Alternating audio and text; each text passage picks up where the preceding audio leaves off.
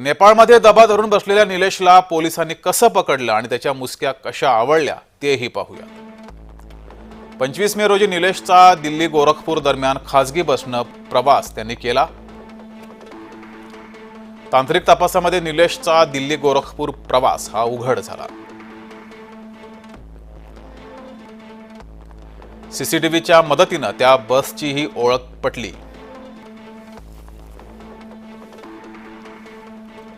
गोरखपूरमध्ये उतरल्यानंतर मात्र निलेश पोलिसांच्या नजरेतून गायब झाला।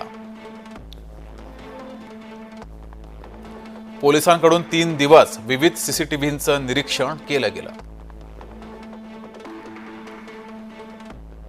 सीसीटीव्ही निरीक्षणातून निलेश नेपाळला पळाल्याचं समोर आलं।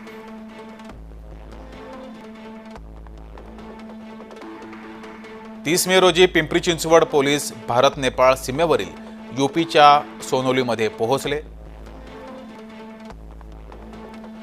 सोनोलीमध्ये निलेश चव्हाण दिसताच त्याच्या मुसक्या ह्या पोलिसांनी आवळल्यात।